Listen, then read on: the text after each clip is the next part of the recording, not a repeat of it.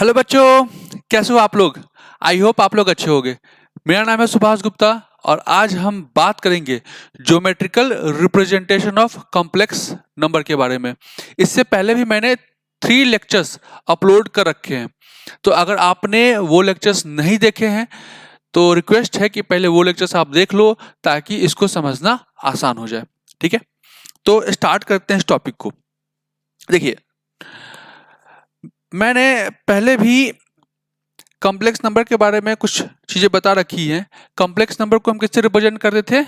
Z से। Z is equal to a plus iota B. याद है, मैंने ऐसे लिखा था जिसमें कि ए जो पार्ट था मेरे पास रियल पार्ट था और जो बी जो पार्ट था मेरे पास इमेजिनरी पार्ट था। है कि नहीं? ये मैंने आप लोगों को पहले से बता रखा है। ओके, अब क्या है कि इसी को मुझे ज्योमेट्रिकली रिप्रेजेंट करना है, तो मैं करूंगा क्या, एक मैं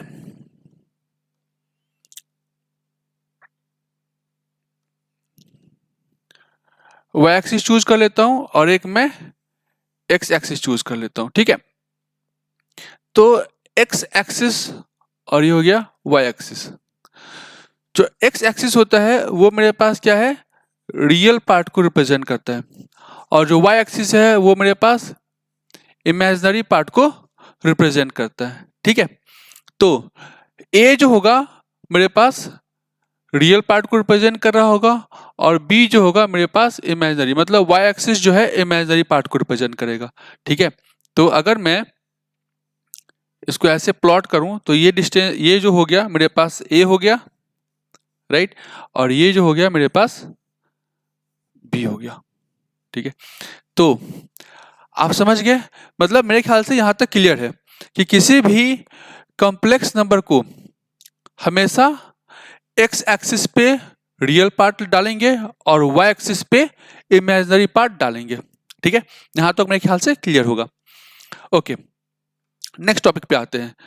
इस टॉपिक में क्या है, हमें क्या बात करेंगे, एक है मॉडुलस, दूसरा है इसका आर्गुमेंट। किसी भी कॉम्प्लेक्स नंबर का मॉडुलस और आर्गुमेंट कैसे निकालते हैं। ठीक है, तो ये मेरे पास हो गया वाई एक्सिस और ये हो गया मेरे पास एक्स एक्सिस। ठीक है, जैसे कि मैंने पहले बताया था, कॉम्प्लेक्स नंबर को ए प्लस आयोटा बी के साथ हम रिप्रेजेंट करते हैं।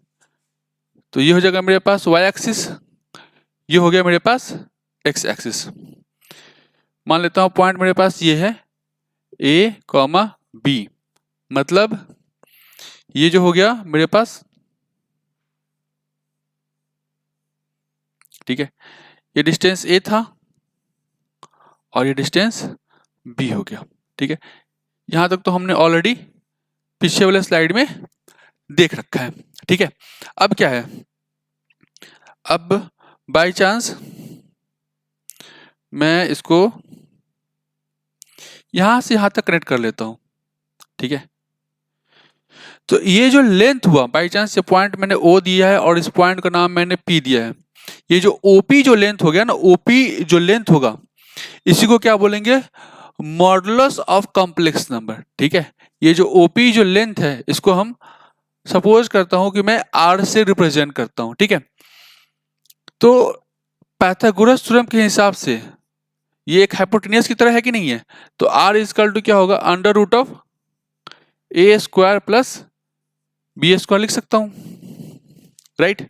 तो जो मेरे पास आर हो गया, ये जो स्मॉल आर हो गया, यही हो गया मेरे पास मॉडुलस। ठीक है, ये हो गया मेरे पास मॉडुलस। नेक्स्ट जो बात होगा वो क्या है, आर्गुमेंट। तो आर्गुमेंट के लिए हम ये एंगल क्या है, थीटा इस्तेमाल करते हैं। ठीक है, कहने का मतलब क्या है, ये जो परपेंडिकुलर मतलब क्या है, इमेजिनरी बाय रियल पार्ट। ठीक है, imaginary part by real part के बीच जो एंगल है उसी को हम क्या बोलते हैं, आर्गुमेंट। तो इस हिसाब से मैं बोल सकता हूं ना कि tan theta is equal to imaginary part का वैल्यू क्या है b और रियल पार्ट का वैल्यू क्या है a, है कि नहीं। tan theta is equal to b by A, तो इस हिसाब से theta is equal to tan inverse b/a। और ये जो थीटा जो हो गया, इसी थीटा को क्या बोलते हैं, आर्गुमेंट। ठीक है, इसी थीटा को क्या बोलते हैं, आर्गुमेंट, राइट। तो हमने अभी तक क्या देख लिया, एक तो किसी भी कॉम्प्लेक्स नंबर को ग्राफिकली कैसे रिप्रेजेंट करते हैं, ठीक है। और ये जो मतलब प्लेन हुआ, जो रियल पार्ट और इमेजिनरी पार्ट होता है ना, कि जिसपे मैं इस कॉम्प्लेक्स नंबर को रिप्रेजेंट करता हूँ, इस प्लेन को बोलते हैं आर्गन प्लेन। ठीक है, आर्गन प्लेन। ठीक है, तो इस बात को ध्यान रखने की जरूरत है। मेरे ख्याल से अभी तक सब कुछ क्लियर है। ठीक है, ओके, नेक्स्ट पॉइंट पे मूव करते हैं। नेक्स्ट जो पॉइंट है वो है मेरे पास polar form of a complex number. ठीक है, किसी भी कॉम्प्लेक्स नंबर को पोलर फॉर्म में कैसे रिप्रेजेंट करेंगे। तो पोलर फॉर्म में रिप्रेजेंट करने के लिए ये मेरे पास हो गया वाई एक्सिस और ये मेरे पास हो गया एक्स एक्सिस। ठीक है, ओके, ये है पॉइंट मेरे पास ए कॉमा बी। ठीक है, और जैसा कि हमने देखा था, ये जो लेंथ हो गया ये आर है, आर का वैल्यू क्या था, under root of a square plus b square, है कि नहीं। और ये एंगल क्या था, थीटा था। ठीक है, तो अगर जो ए है, ए डिस्टेंस है, ए डिस्टेंस को मैं क्या लिख सकता हूं, आर कॉस थीटा लिख सकता हूं। ए इक्वल टू मैं लिख सकता हूं आर कॉस थीटा। अच्छा, जो बी है, बी को मैं क्या लिख सकता हूं, आर साइन थीटा, राइट। तो कॉम्प्लेक्स नंबर क्या था, z equal to a plus iota b, यही था ना। तो जहां पे ए होगा वहां पे मैं क्या लिख सकता हूं, r cos theta plus iota, b की जगह पे क्या लिख सकता हूं, आर साइन थीटा। इस समय से मैं क्या कर सकता हूं, आर कॉमन ले सकता हूं, तो cos theta plus iota sine theta. मैं फिर से अपना वर्ड रिपीट करना चाहता हूं, कभी कभी, ठीक है, मैं पढ़ाते पढ़ाते आयोटा को मैं आई बोल गया हूँगा, तो आप समझ लेना कि वो आयोटा ही है, आई नहीं है, आयोटा है। ठीक है, तो कॉम्प्लेक्स नंबर में हम मेनली जो इमेजिनरी पार्ट है उसको हम आयोटा से रिप्रेजेंट करते हैं, आई नहीं बोला करते। ठीक है, आप समझ लेना, क्योंकि मैंने अपने प्रीवियस लेक्चर्स में भी ये बात बोल रखी है, फिर से मैंने इस बात को रिपीट कर दिया। तो याद रखना कि ये जो हो गया मेरे पास जो तरीका हो गया, मतलब जो जेड को जो रिप्रेजेंट करने का तरीका हो गया वो क्या हो गया, आर, आर जो पार्ट हो गया ये हमारा मॉडुलस हो गया, और ये हो गया मेरे पास इस तरीके से। ठीक है, समझ में आया मेरी बात। और इस केस में आर का जो वैल्यू है, आर का जो वैल्यू है वो क्या है, अंडर रूट ऑफ ये ए का स्क्वायर प्लस बी का स्क्वायर। ठीक है, तो ये है representation polar form of a complex number, representation of A polar form of a complex number. ठीक है, नेक्स्ट पॉइंट पे आते हैं। उन्होंने बोल रखा है Euler form of a complex number. तो जैसे कि अभी हमने देखा था, अगर कोई कॉम्प्लेक्स नंबर था z, z equal to a plus iota b, इसको हमने कैसे रिप्रेजेंट किया था, r cos theta plus iota sine theta, यही है ना। ठीक है, तो cos theta plus iota sine theta, इसी को हम क्या बोलेंगे, e to the power i, मतलब iota theta, e to the power iota theta. ठीक है, ई का पावर जो आयोटा थीटा है इसी को क्या बोलते हैं, cos theta plus iota sine theta. तो आर के जगह पे क्या लिख सकते हैं, अच्छा ये जो जेड था हमारे पास ये वाला पार्ट है ना, तो modulus of Z, modulus of Z का मतलब क्या हो गया, ये वाला पार्ट। ठीक है, मॉडुलस ऑफ जेड का जो मतलब हुआ वो ये वाला पार्ट हुआ। ये आर जो हो गया ना, इसी को हम क्या बोलते हैं, मॉडुलस ऑफ जेड, ये आर को ही बोलते हैं मॉडुलस ऑफ जेड, ये वाला पार्ट, इसको हम ऐसे लिखते हैं। ठीक है, समझ में आया मेरी बात। ओके, तो हम चलते हैं अपने वापस स्लाइड के ऊपर। तो इसको आर के जगह पे क्या लिख सकते हैं, modulus of z e to the power i theta, ये हम ऐसे रिप्रेजेंट कर सकते हैं। ठीक है, इसको बोलते हैं क्या, Euler form of a complex number. ठीक है, Euler form of a complex number. Next topic पे, अब ये जो टॉपिक है ये काफी ज्यादा इंपॉर्टेंट है। Product of two complex number, ठीक है, ये कैसे करेंगे? मान लेता हूं कि पहला जो कॉम्प्लेक्स नंबर था वो क्या था, a प्लस आयोटा b, ठीक है।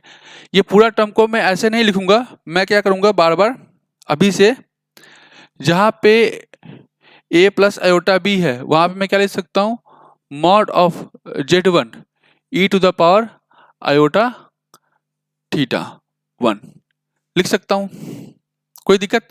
क्योंकि हमने जस्ट पीछे वाले स्लाइड में हमने इसको देखा था। और दिस z2 वो क्या था, modulus of z2 e to the power iota theta 2, ठीक है। तो product of two complex number का मतलब क्या है, दिस z1 इंटू z2। तो राइट साइड में भी क्या होगा, आपस में मल्टीप्लाई होगा, तो ये वैल्यू क्या होगा, modulus of z1 e to the power i theta 1 into modulus of z2 e to the power i theta 2। जैसे कि मैंने पहले ही बताया था, जो r जो होता है वो क्या है, मॉडुलस ऑफ z ही है। तो इसको मैं एक और तरीके से लिख सकता हूं, r1 e to the power i theta 1 और ये r2 e to the power i theta 2, है कि नहीं? लिख सकता हूँ, लिख सकता हूँ।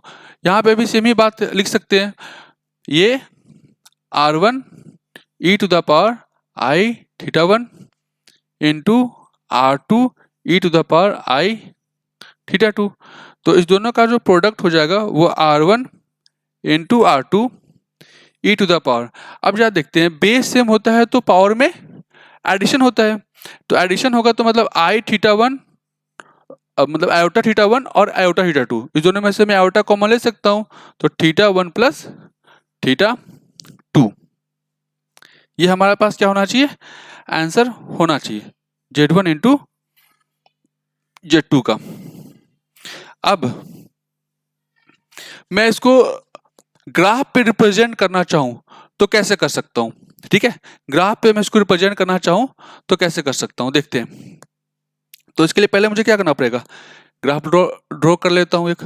मान लेता हूं मेरे पास y एक्सिस है और ये जो है मेरे पास ये x एक्सिस है, ठीक है।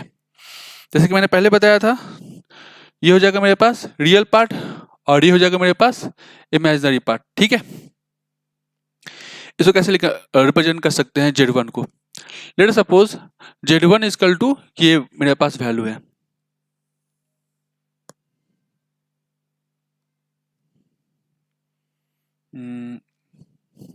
कलर चेंज कर लेता हूं इसका, ठीक है। ये जो मेरे पास वैल्यू हो गया ये है, सपोज करते हैं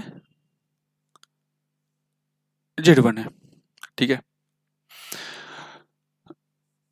z1। तो ये जो लेंथ हो गया ये क्या हो जाएगा r1 और ये जो एंगल होगा वो क्या होगा, थीटा 1, है कि नहीं, जैसे कि हमने पहले से ही डिस्कस कर रखा है, ठीक है। नेक्स्ट जो है मेरे पास, सपोज करता हूं ये जो लेंथ हो गया ये मेरे पास क्या है, z2 ले लेता हूं, z2, ठीक है। तो इस हिसाब से ये मेरे पास है z2, तो ये लेंथ क्या है r2 और ये एंगल क्या हो जाएगा थीटा 2, है कि नहीं, एंगल क्या हो जाएगा थीटा 2।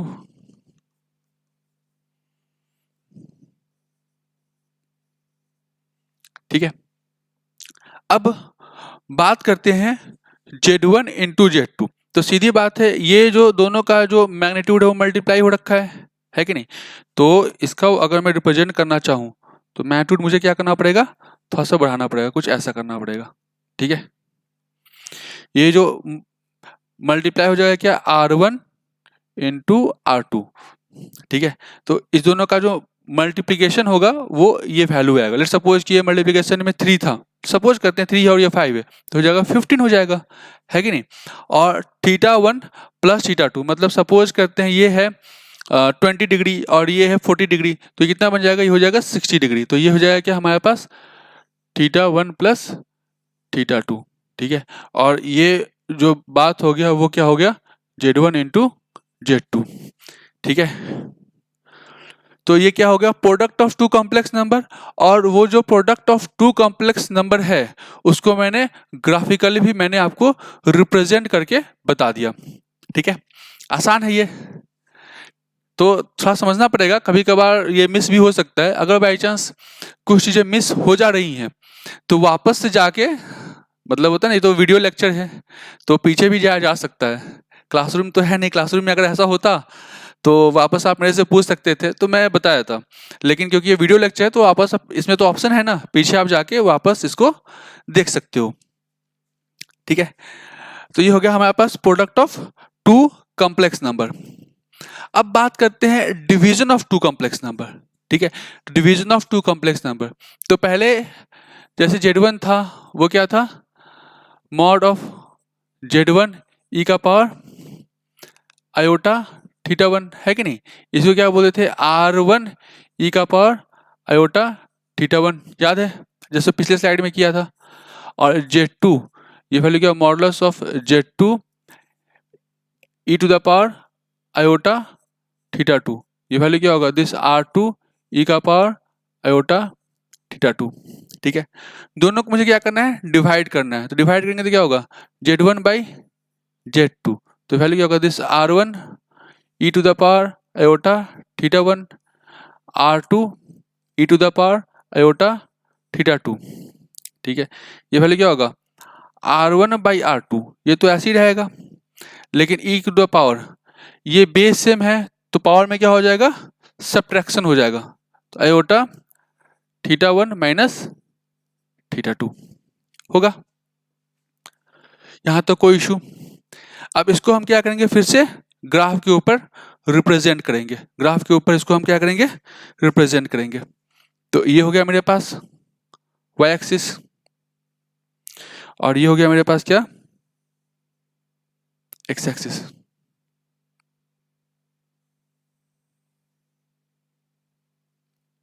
ठीक है, ये जो x एक्सिस होता है ये मेरे पास क्या है, रियल पार्ट होता है, और जो y एक्सिस है मेरे पास क्या है, इमेजिनरी पार्ट होता है। ठीक है, तो पहला बात क्या है, R1। ठीक है, तो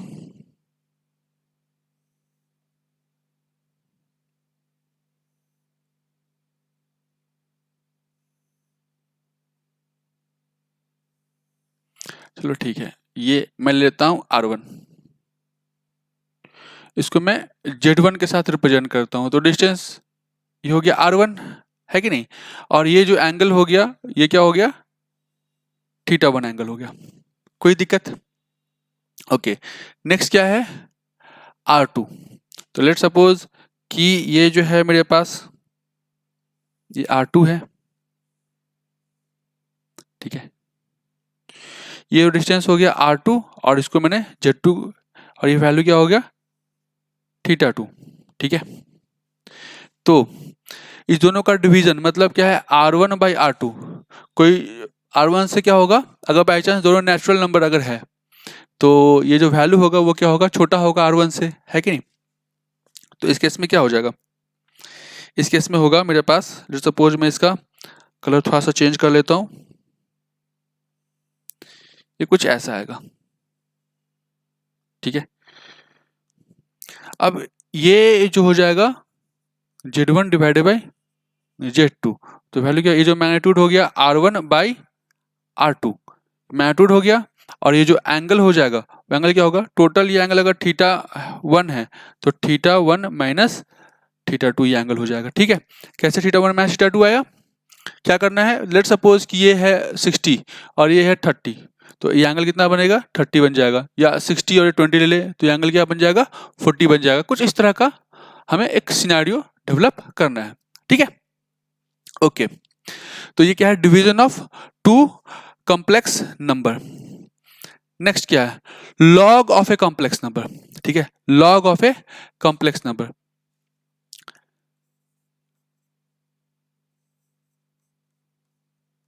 इसी को हम क्या लिखते हैं, mod of Z1 e to the power iota theta, right. या कभी कभार लिखते हैं r e to the power iota theta. तो दोनों तरफ हमें क्या चूज करना है, लॉग। तो लॉग ऑफ जेड, ये वैल्यू क्या हो जाएगा, लॉग ऑफ, ये हो जाएगा हमारे पास z1 modulus of z1 e to the power iota theta. ठीक है, तो लॉग की प्रॉपर्टी के हिसाब से plus log of e to the power iota theta मैं कर सकता हूं, ये वैल्यू क्या होगा, log of mod z1 plus iota theta. तो वैल्यू क्या, लॉग ई, यहाँ पे क्या लॉग बेस क्या है, ऑलरेडी ई ही है, तो ये वैल्यू क्या हो जाएगा, 1 हो जाएगा।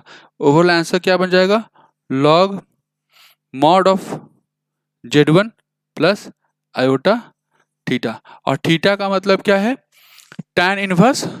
थीटा का मतलब क्या है, जस्ट हमने देखा था ना, थीटा को ही क्या बोलते हैं, आर्गुमेंट बोलते हैं। दैट इज क्या है, tan इनवर्स b बाई ए। अगर b मेरे पास इमेजिनरी पार्ट है और a मेरे पास रियल पार्ट है तो, राइट। तो ये हो जाएगा मेरे पास लॉग ऑफ कॉम्प्लेक्स नंबर। ठीक है, कुछ एग्जांपल्स हमने दे रखे हैं। पहला क्या है, right the following complex number in polar form. Polar form में इसको लिखना है, कैसे करेंगे, ये है हमारे पास y एक्सिस, ठीक है, और ये है मेरे पास x एक्सिस। ठीक है, ओके, ये हो जाएगा मेरे पास रियल और ये हो जाएगा मेरे पास इमेजिनरी। ठीक है, यहाँ पे ये रियल पार्ट भी क्या है, पॉजिटिव है, और इमेजिनरी पार्ट भी क्या है, पॉजिटिव है। तो यहाँ पे दोनों का जो वैल्यू क्या हो गया, 1,1।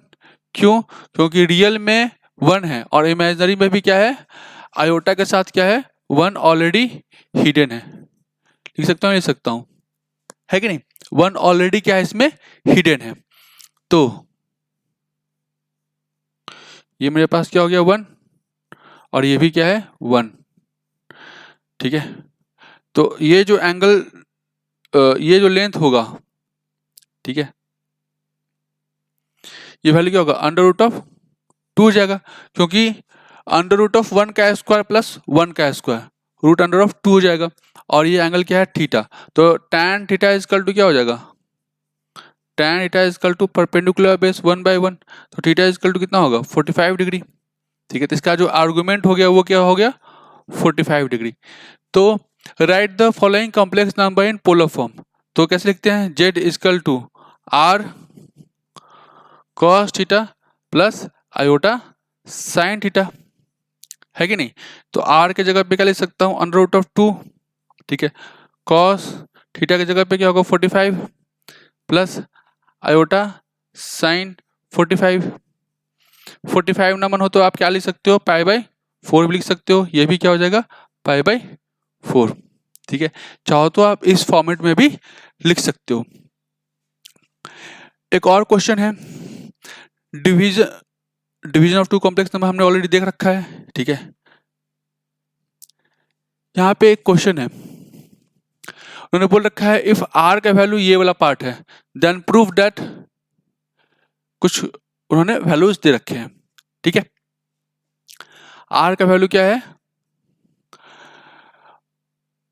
सॉरी r का वैल्यू नहीं है, z का वैल्यू है, z is equal to r e का पावर आयोटा थीटा। ठीक है, और हमें प्रूफ दैट क्या है, modulus of e to the power iota z this is equal to e का power minus r sine of theta. ये उन्होंने बोल रखा है प्रूफ करने के लिए। ठीक है, ये जो है ना, ये उन्होंने बोल रखा है प्रूफ करने के लिए। कैसे करेंगे, z का वैल्यू ये दे रखा है। ठीक है, तो ये वैल्यू क्या होगा, r cos थीटा का, ये वैल्यू जगह हमारे पास cos theta plus iota sine of theta, right. ये हमारे पास क्या है, z है। फिर हमें क्या करना है, आयोटा से मल्टीप्लाई करना है, तो आयोटा z, इसमें क्या होगा, r इस iota into r cos theta plus iota sine theta. ये अगर मैं आयोटा से मल्टीप्लाई कर लूं तो वैल्यू क्या होगा, r iota cos theta minus sine theta. क्यों? क्योंकि आयोटा स्क्वायर का वैल्यू क्या होता है? -1 होता है, मैंने पहले ही बता रखा है। तो इस हिसाब से वैल्यू क्या होगा? -r sine theta plus iota r cos theta. ठीक है, ये मेरे पास क्या है? वैल्यू है। अगर मैं e to the power iota z करता हूं तो वैल्यू e का पावर क्या हो जाएगा? जहां पे आयोटा z वहां पे मैं पूरा पार्ट लिख सकता हूं, -r sine theta plus i मतलब iota r cos of theta. ठीक है, अब इस पूरे टर्म में मैं e to the power -r sine theta into e to the power iota r cos theta, ये मैं कर सकता हूं, राइट। देखो -r साइन थीटा ये क्या है? ये एक मॉडुलस पार्ट है, ये मतलब जो हो गया ये रियल पार्ट हो गया। ठीक है, लेकिन e का पावर दिस आई थीटा के हिसाब से, e का पावर दिस आई थीटा के हिसाब से cos theta plus iota sine theta होता है। मतलब इसको हम वापस कॉम्प्लेक्स नंबर के टर्म में लिख सकते हैं, लेकिन इसको कॉम्प्लेक्स नंबर के टर्म में लिखना पॉसिबल नहीं है।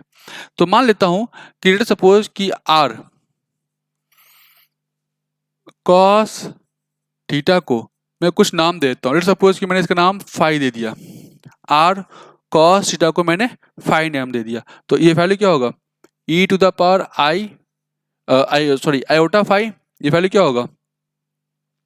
अच्छा, इसमें एक और चीज है, उन्होंने बोल रखा है इसका मैग्नीट्यूड निकालना है। तो मैग्नीट्यूड मतलब ये पूरा का मैग्नीट्यूड, ये होल का मैग्नीट्यूड, मैग्नीट्यूड की प्रॉपर्टी के हिसाब से ये मैग्नीट्यूड, साथ साथ इसका ही मैग्नीट्यूड, राइट। समझ में आया मेरी बात? इसका हमें मैग्नीट्यूड निकालना है। तो कहने का मतलब क्या है? e का पावर आई फाई, ये वैल्यू क्या हो जाएगा? Cos of phi plus iota sine of phi लिख सकता हूं। अगर मुझे इसका मैग्नीट्यूड निकालने को बोले जाए, ये वैल्यू क्या हो जाएगा? इसका मैग्नीट्यूड क्या होगा? Under root of cos square phi plus sine square phi, ये वैल्यू क्या होता है? 1। ठीक है, तो दिस होल टर्म का वैल्यू क्या हो गया?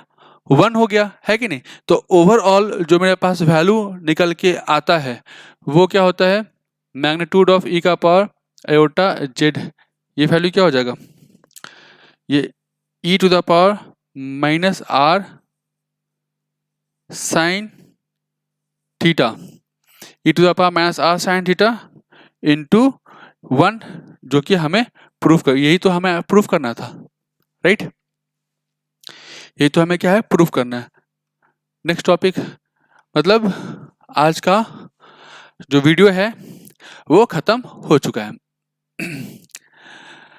सो आई होप ये वीडियो आपके लिए बहुत हेल्पफुल रहा होगा।